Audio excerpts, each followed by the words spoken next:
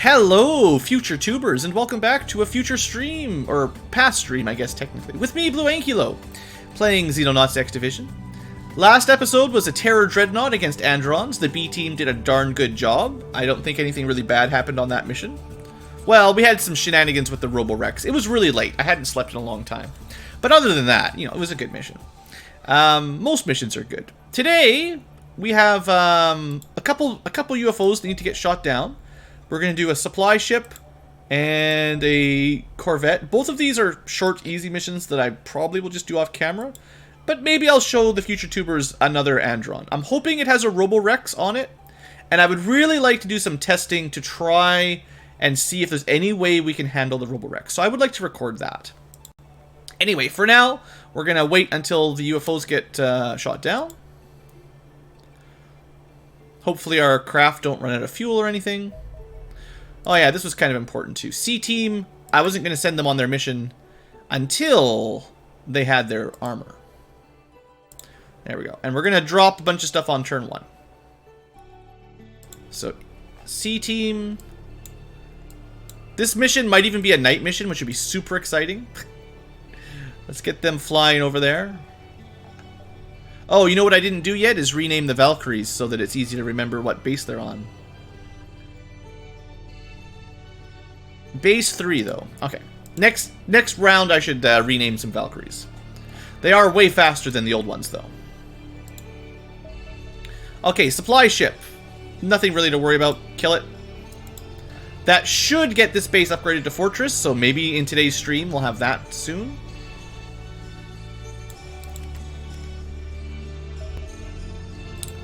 A-Team is just burning through. 17 hours to build one antimatter cannon. Wow. Definitely going to take some time to build the antimatter stuff.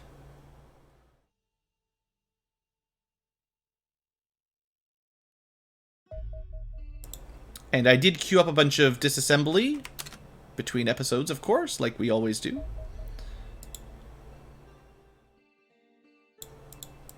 So A-Team, I wasn't planning on doing this, but they've got missions coming up. And seeing as we built that Sentinel armor so quick, I'd rather go back to rocket mode, seeing as we got that extra Sentinel. It's going to be a fairly easy mission, and I didn't want another goofy power armor. Also, this way, I don't have to bring this garbage weapon. We can just bring the pulse minigun, which is so much better. So, it's not really hand-me-down, it's like, have a proper Ripper armor, and then focus on, like, whatever kind of thing you want to do here. We're fighting civilians. Theoretically, stun rockets should work. Chemical rockets should work. We've got AP for tanks. I'm not going to go do all their gear right now, but...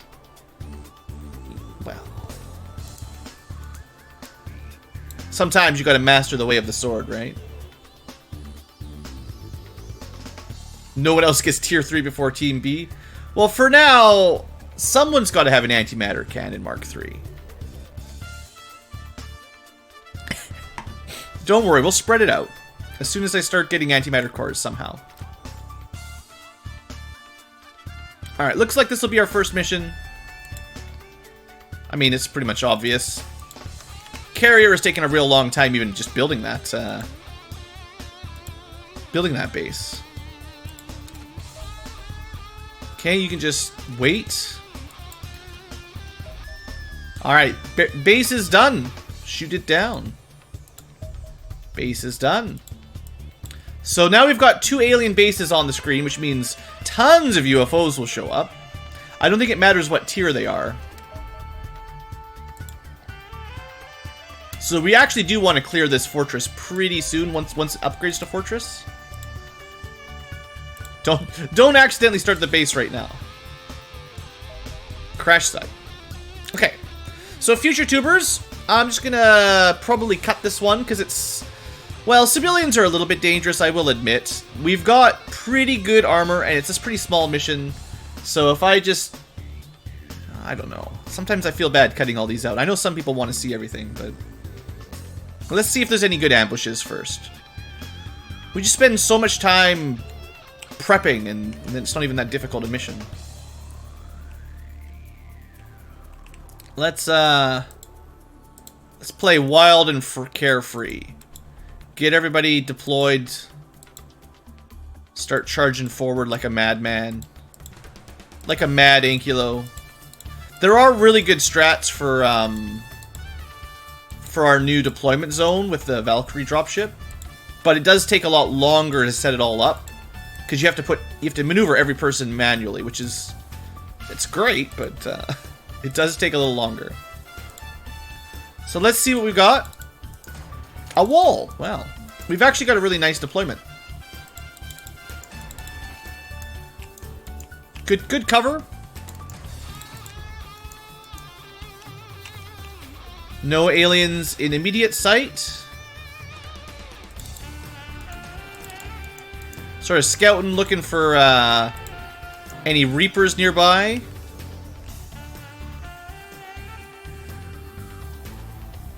Might be worth flying to have a look over that wall. Okay, you can't land on top of these and shoot like I was thinking. But, you know, future tubers, like I said, there's not a lot on this mission, so I'm just going to play it kind of slow and careful. And I'll let you know if anything important happens. Hopefully you guys can handle it. It'll save us all kinds of extra episode length. See you guys in a sec. Hey there, future tubers. What did you think was going to happen? Do you think someone was going to die? Not on this Ankylo's watch. We got another flawless mission. There's not much to talk about. It was a standard civilian. You know. We did get some alloys. Not as much as I was hoping. I'm not sure still if this is worth always doing, but we got to get resources somehow, so. Good. Done. We're just waiting for the daytime to hit there. All we really need to do with A-Team is reload a rocket and send them out again.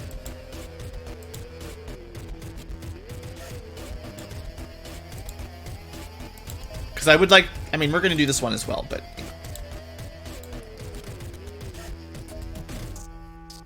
It's possible for the next alien UFO wave, I might only do, like, larges and up, because it seems like the mediums maybe don't give me enough resources to warrant the time, even though it's a pretty small mission. We'll see. I need like hundreds of alloys, so getting 10 or 20 is not totally bad. Gauss is being picked on a little bit, yeah. I use the Gauss minigun. I use it. Alright, future tubers, again, you know, this is even easier than the last one, so I'm not even going to do my deployment.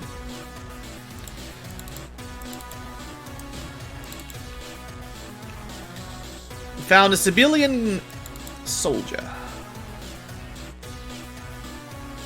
The mods, they get a bit grindy. Yeah. It's hard to say exactly how much grinding you need to do in this one. Kind of depends on how good you are. I'm pretty sure if you're like an expert Xenonaut player, you can get away with doing a lot fewer missions than I'm doing. But if you're new or you're struggling, you gotta do a lot of missions.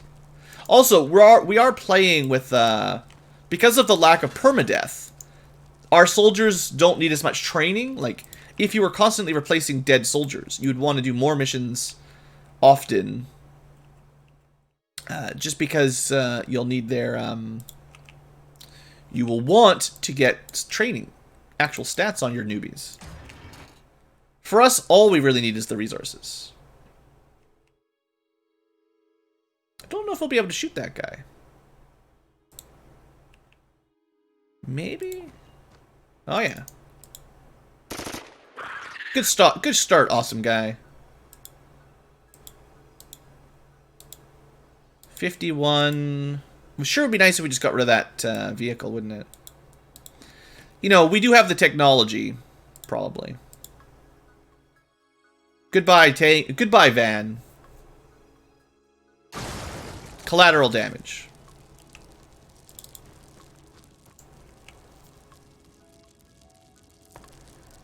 Gets a little tedious. Yeah. It is. I definitely understand that. That's why I recommend playing on easier difficulty settings, or being liberal in your use of save scumming, because man does it suck to waste like dozens of hours and then just lose and have to restart. And when I say lose or restart, I mean most people probably will never play it again. If you can't finish your campaign, like how many people play the same game over and over again? Most people probably just play it once and then that's it. And if you really like it, then you play it again. But generally, it kind of gets one shot, you know? And it doesn't even leave you with a enjoyable feeling if you lose anyway. Like, you gotta be pretty hardcore to put 100 hours into a game, lose, and then want to do it again, spend another 100 hours.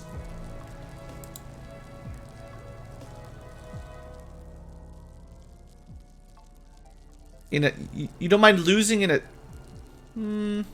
My limit would be lower than that. I think for roguelikes, so games that probably are completable in an hour or two. Like, okay, here's one everybody knows about. The Binding of Isaac, right? How long does it take, if you're any good at all, how long does it take to complete a full run of Binding of Isaac? Maybe 30 to 60 minutes, give or take, right? To do the whole game? Like, one run of the whole game to win or lose a run? A game like that, the cost of losing is maybe half an hour. You still might make some progression, sort of, but you still lose, game over. But you're only out, you know... Oh, future tubers, this is going to be easy enough. I'll see you guys in the back. Sorry, you'll never know my little talk about... Maybe we'll just record it. I don't know. It won't take that long. So, if you're playing games like Binding of Isaac or other like roguelike type games that are relatively short... the cost of dying is less. You lose less time. And I think my personal margin for that is around an hour or so. If you have to restart a 20, 30, 40, 50 hour stream, well, but, you know, a game that takes dozens of hours, that's just too much, that's too penalizing for me. I don't have the patience for that. If you're playing Final Fantasy and you get a game over and your save file deletes and you had to start from scratch, I probably wouldn't play it.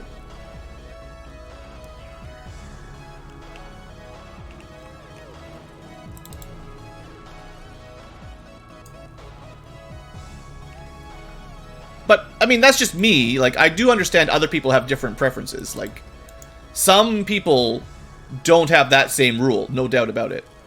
But I'm guessing that the average gamer is closer to the shorter end of that, where if they're not having fun or they're not winning, then why are they playing? Like, you know, sometimes people play games for the journey, but I think most of the time you're playing for the fantasy and you want to complete it. The feeling of completion is like, that's the big dopamine hit. You want to win the game.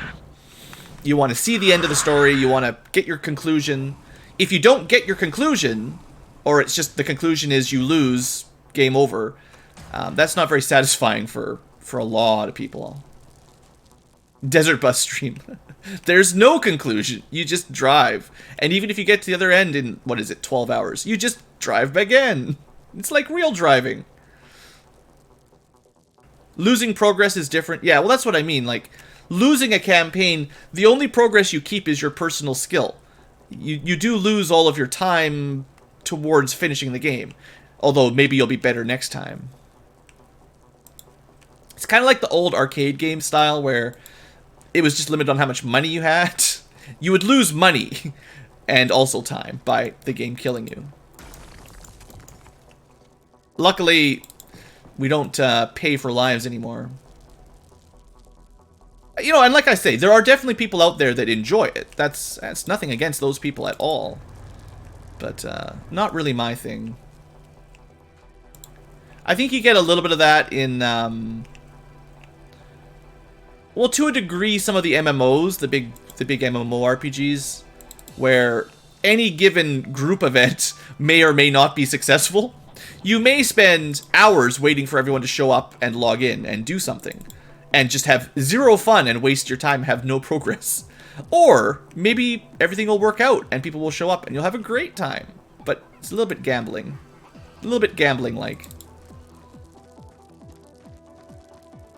XCOM core gameplay works differently. mean, I don't know, Soul. When the original UFO defense came out, was save scumming even a word back then? I don't think it was. I don't think there was this concept of you should never reload a game because somebody has died. Sure, it had permadeath. Lots of games had permadeath back then. It's not like that's a unique feature. It was a defining feature, no doubt, and a lot of people grabbed onto that. But I don't think it was meant for you to just lose your campaign over and over again. Like, sure, you might fail and have to start over, maybe. But I think you were meant to reload. Like, they had a save system. You know, if you had a mission where everyone died, just start over. Try a new strategy. It's okay. Like, but that's not really what it's like nowadays. You know, I get the culture has shifted a little bit with XCOMs. Even if it wasn't there originally, it is sort of a thing now. But when you're doing these long campaigns, like any kind of strategy game, just losing your progress and starting over is like I wouldn't play Civilization style games if you could just game over. Well, I mean, you can game over, I know, but it's different with permadeath. And I mean, in Civ, like, again, I would probably just reload if something really stupid happened. Like, I wouldn't try to save scum my way to win, but like, sometimes you just make a mistake, and I don't want to have to start over from a 40-hour campaign at the beginning. Probably Dwarf Fortress is the closest to true you're expected to lose kind of game style, because Dwarf Fortress really is more of a every game will lose eventually. There's no real win condition. You just survive as long as you can. And there isn't really a built-in way to make a save file and reload. You can technically do it, but it's like you could say Dwarf Fortress is built for you to build a fortress as long as you can keep it alive until it falls apart. So, and in that sense, there are games like that I enjoy. Dwarf Fortress is one of them, for sure.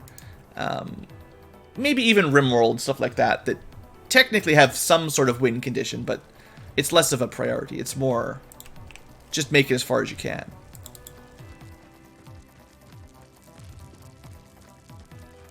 And yeah, in a heavily RNG-dependent game, especially when, like, a lot of times it's not even just your decisions that get you killed. It'll be like, don't die. He's fine. Sometimes it's just the engine fighting against you, you know? All the XCOM games, whether it's Xenonauts or XCOM or the newer XCOMs or whatever, the UFO extraterrestrial games, there's a lot of weird bugs and things that you wouldn't think would work the way they work. So, unless you're a master of, like, mechanics, I guess, like, you've memorized all the game's mechanics, you know exactly when the propane tanks will blow up, so you keep your distance. Some of this stuff is pretty obvious, but, you know. I don't want to rant about it too much. That's sort of my feeling. And we're just cruising through a relatively easy mission, you know. Boo! Nobody there.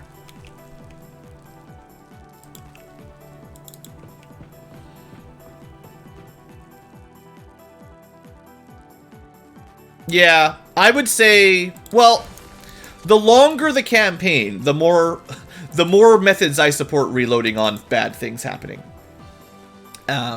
I would also say the further into your campaign you are, the more forgiving I am with reloading.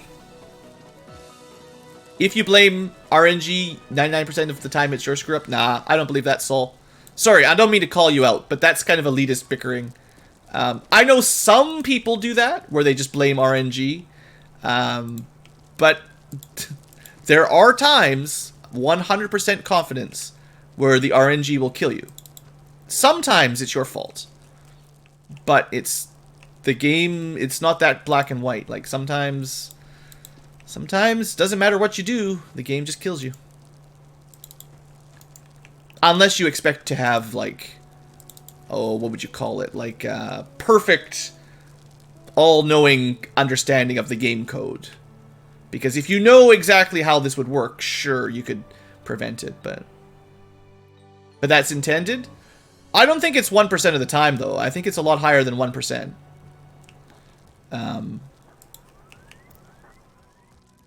There are glitches and errors where the game doesn't work as it's... The game teaches you how the world works in any video game. As you play it, you learn how the systems work and what does what. You know, see there, car's exploding. Sometimes they go directly contrary to what the game shows you. And something else comes in that you've never heard about, and bam, game over, you died. It's like, in a smaller portion, it's like the Kaizo blocks in those old Mario hacks. It was more of a joke for those than anything serious, but you remember, like, most people probably know the term, but in old school Mario, like NES-style Mario games, a lot of map hacks would have invisible blocks that you would not see, but jump and hit, and then it would be over a pit, and you would die. Those are totally cheapskate kills, and the game never teaches you about them. They just are there. And on a Mario game, you die and you lose a couple minutes of your life, but there are definitely mechanics like that that'll hit you in these kinds of games. Hard to come up with a direct comparison, but you know, it'll happen. And you are supposed to be having fun like that. Yes. No, I 100% agree with that. And if somebody has a different method of having fun than I have, that's totally fine. Some people, like I said, a little bit more machoistic. There are people who have fun by receiving pain. Glitches are not the RNG. No, to me, it's all RNG. It's,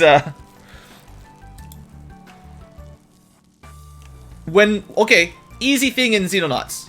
How many times do we throw in a grenade that says 122% accuracy?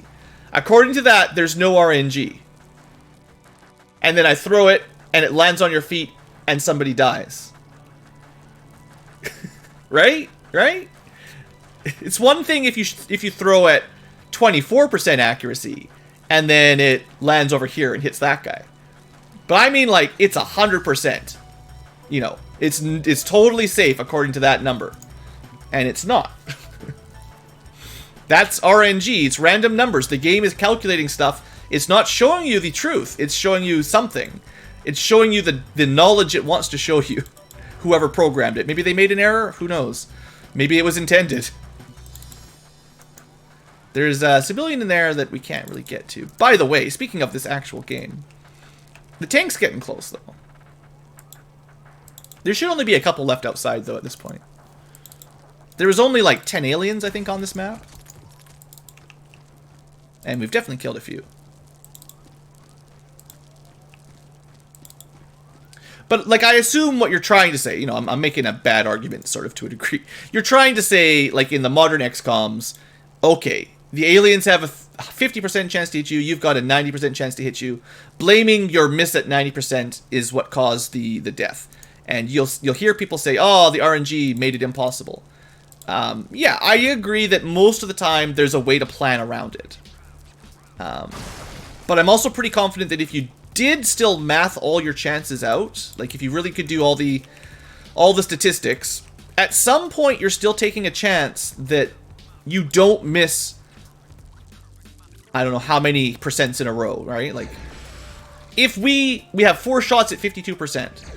If someone died if we missed 2 of them, that would be dumb. That'd be bad on my part. Because, you know, 50%, there's no guarantee you hit 2 out of 4. That's not how stats work. But, in the course of a mission, you can definitely have a bad run of numbers where you keep taking these shots, whatever, 60, 70, 80, 90, whatever shots you can get. And over the course of the mission, you just keep missing. And eventually, you don't really have any options left. Somebody maybe doesn't die, but the aliens will have a chance to kill you. And there's not a whole lot you can do to prevent that with compounding bad luck. But it does take a while, and you can certainly mitigate it. Mitigating the bad RNG is really half the game for most of these XCOMs. But I definitely don't accept that 99% of the time you lose somebody, it was your fault, not the RNG's fault. Like, I'm sure people make mistakes all the time, and a lot of the time, I would even say, oh, I don't know, I'd probably say the majority of deaths are still player mistakes. But a good player will still have bad luck happen to them that could make them lose soldiers and potentially a campaign. I kind of feel like, for instance, Enemy Within, so older, the new XCOM, but the original one, not the expansion, Enemy Unknown, not Enemy Within. The beginning of that game on the highest difficulty, I think they called it impossible, right? If you're playing Iron Man, the first few missions were the hardest, because the only reliable way you had to kill sectoids was grenades. And even then, they had boosted HP, so it was pretty hard to kill them with your ballistic weapons. There was definitely scenarios where the first couple missions were unwinnable. You would definitely not finish with your team, because you only have like 65% accuracy or so, and if you miss some important shots and you run out of grenades, the highest difficulty aliens are just going to kill you. And I think it's designed that way. But if you're also playing Iron Man, that means you just have to restart your campaign until you finally get the good luck to beat it. And yeah, some of it's good strategy as well. You need good strategy to get there. But you need the good strategy and the good luck to actually win. Sure, early on it's not so bad. Like, okay, in that specific example, you're only losing at the beginning of the campaign. And I would accept that that's not so bad. Losing out a couple hours is not the end of the world. It's different when you've put 20 hours in. My analysis of what is fair RNG or bad RNG ending your campaign changes the more invested you are. Once you're 100 hours into a game, a couple bad lucks wiping out all that progress, oh man, reload your game. Don't play Iron Man at that point. Because it's just... I mean, okay, for me, I won't play Iron Man in that position. That's why, like, right now, if they had a blaster bomb, they opened the door and they killed my entire squad, I would probably just reload. And yeah, I have protected against it to some degree. We've got 3 squads. It's not a game over if we lost this entire squad. But it would be such a big setback for the Let's Play that it would slow things down so much. It would add a whole bunch of extra missions just to get back to where we are right now. Some people would play it through, and that's totally fine. But, there's definitely scenarios where it does end your game. I suppose there's a way of, like, again, mitigation. You're mitigating the effects of the losses. Because we have 3 teams, getting a full squad wipe isn't the end of the world. But it takes a lot of time and resources to get, backups. And again, the longer the campaign, the harder it is to rebuild, or the more time it takes to rebuild. Like, I don't know how much of a value, how much time sink do we put on a major with all these stats, right?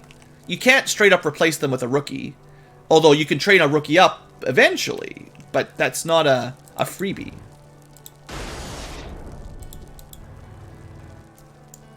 And there is I hadn't really mentioned it, but there is always the aspect of Death Spiral, which is generally not very obvious to a new player, which is more like, you've begun the process of dying, things are going to keep getting harder, and you're probably not going to recover, but you don't know it. You think you're okay, so you keep playing, and another 20 hours later, pick a number, but another few hours later, at some point you realize, oh, I actually lost, and I've lost a lot, like, I lost a long time ago, I just didn't know it. And that feeling is really rough too. Like, if you're more experienced, you will know. But I'm generally talking more in the frames of, like, new players. If you're an expert, it's different. If you've already beaten XCOM 20 times, you know the mechanics inside and out, sure, play on Iron Man. I got nothing against that. It actually makes sense. Give yourself the extra challenge because you're so, you've put so much time in it, you've kind of mastered it. That is a completely different scenario than a casual first time or second time playthrough. Okay, it's civilians again, so fire weapons and grenades. But we should be able to open the door, probably. Death Spiral is real only if the screw-up is real. Just depends on the game, man. If you're playing Long War, like, enemy within Long War, there's a Death Spiral. There is definitely the ability... that's a good sneaky spot. They almost always hide in there on these Corvettes. There's definitely the capacity to get stuck. And you won't know you're stuck until a lot later than... You'll keep playing for another 10 hours. Sounds like we got him. Okay, so we could open up a spot for my tank here. Get people a little bit closer. I don't want to just rush on in totally crazy, but this has been a pretty standard, not too bad map. Also, there's an aspect of, like, if you are playing Iron Man, Long War is a really well-designed XCOM game. I feel like you're getting to the point where you're just trying to troll us. But yeah, no. It's designed well for some players. Just not all players. And I kind of get... I mean, I'm sure I've been on record for this as well. I do get a little bit tired of the get good crowd. You see them in, like, the stuff like Dark Souls and stuff where the game is meant to be hard. Get good or get out of my community. And I'm not a huge fan of that kind of style. Like, I think we just go for the tank kill here. Well, he only had a ballistic weapon anyway, but 655 damage. Oh, it's so nice. I love these tanks.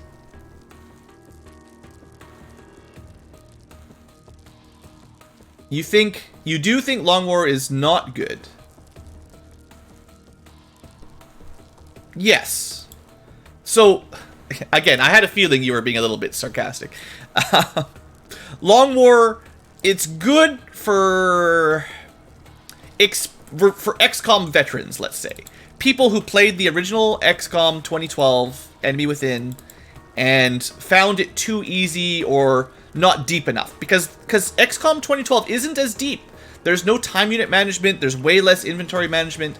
It's a much more casual tactical RPG, or tactical strategy game. It's not bad, but it's definitely not as deep as some previous XCOM games. So, Long War adds some depth to it. It also makes it a lot harder, and it's got a bit of a crowd of purist Iron Man only is respectable people. Not everybody, but there was definitely a large crowd of them in the early days. I personally believe Long War would have done better if it was a little bit less elitist. Like, less of a community of, if you reload, you're playing it wrong. Because I think, you know, if you read some of the X Division tooltips, it really does say, like, the modders that made this game, they reloaded. They didn't play on Iron Man. So if you're playing on Iron Man, you're playing it even harder than it needs to be played. So don't feel bad, you know, like, it's fine. And as long as you accept that, these longer, harder mods, it's fine. It's only if you try to play the purest Iron Man mode as well as a new, very, very long, difficult game at the same time.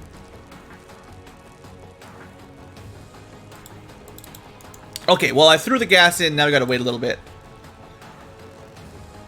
I think we'll just go on with the power armor and clean it up like usual.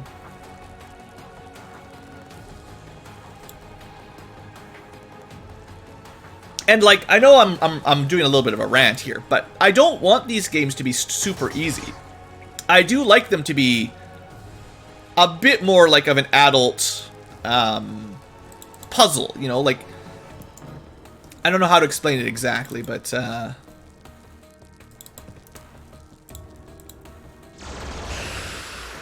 man, I love these guns. If they were too easy, I wouldn't like them either, right?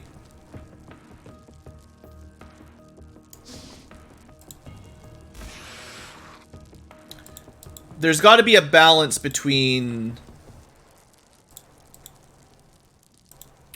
difficulty and fun. I guess a lot of it does come down to fun again in the end.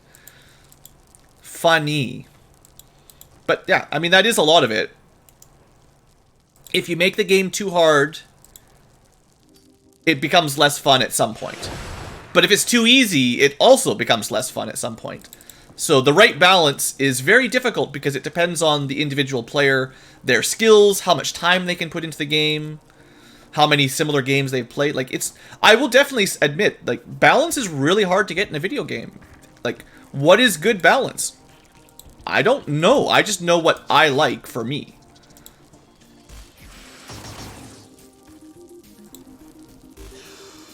Alright, is that it? Yeah. There you go, future tubers. See what you're missing when I'm not recording? This was like an episode that would have happened without recording it. What did you miss? I barely pay attention. We just autopilot through. We get some stats, we get some resources. Maybe these missions aren't worth too much. 1 alenium and 8 alloys.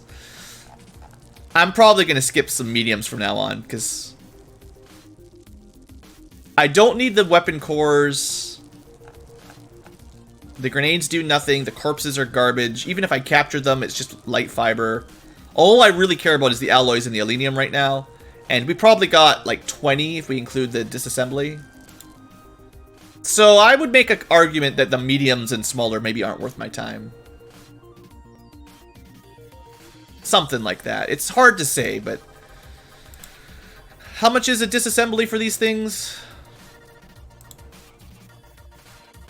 You know, 6. So this is like, we got 3 alenium and like 14 alloys from that mission. It wasn't a hard mission, but nothing for our advanced aircraft, right? Like, we need like heavy. The tier is advanced alien controls, heavy engines, and sometimes anyway, heavy weapons. Heavy engines, heavy weapons. So if these guys don't even give us that, yeah, I'd say that was not very valuable. Missile corvettes, struck in from the record. Supply ships, they do give us 1 heavy of each, but honestly less resources than I was expecting. In original UFO defense, the enemy supply ships were really valuable. Like, that was one of the best ways to get alenium. I think they had 2 alenium generators, or whatever they were called. It was like 100 alenium if they didn't blow up, I think. It's been a really long time, but the resupplied ships for alien bases were some of the best. Like, I remember farming those for sure. So this is not good enough comparatively. And the scouts are probably off the list, and the shuttles are probably off the list. So basically we're looking for like carriers. Of course, the largest of them have the best stuff. Carriers, maybe cruisers. Cruisers are still good. And of course the Terror Dreadnought. Alright, well, I guess that saves us some time in the future. We won't do the little smaller missions. Okay, well, I mean, that's probably all for this episode, seeing as we did a mission here. What I'll do is I'll wait until it's ready for the next mission. You know, I'll get the... Actually, is it ever going to be daylight? I don't even know. It might be so far north we can't even get one. I'll wait till the middle of the day, but I have a feeling we might be doing a night mission.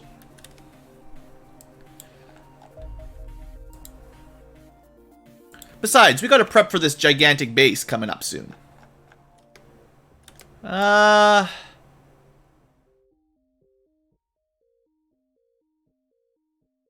got a bad feeling about this being daytime. Well, we'll have a night mission next episode. That'll be fun. Thanks for watching, future tubers. Hope you've enjoyed just the rambling background effect of clearing out a medium corvette. We probably won't bother so many with those. I need to do a lot of missions to get alloys, obviously. I keep harping about it. But we really do need the resources, and I need to find like efficient ways of getting resources. So, more alloys, more alenium. We've got like a decent supply, don't get me wrong, but we still have stuff to build in Phase 3, and I want to have some stock for Phase 4. So, we're going to just keep doing missions, and then we'll do some of the bigger bases, because there are a lot of fun new tech there. And there's a couple other things we want to test out in Phase 3 before we get to the end of it. Whenever the end of it is. Thanks for watching, hope you've enjoyed, and have a great day.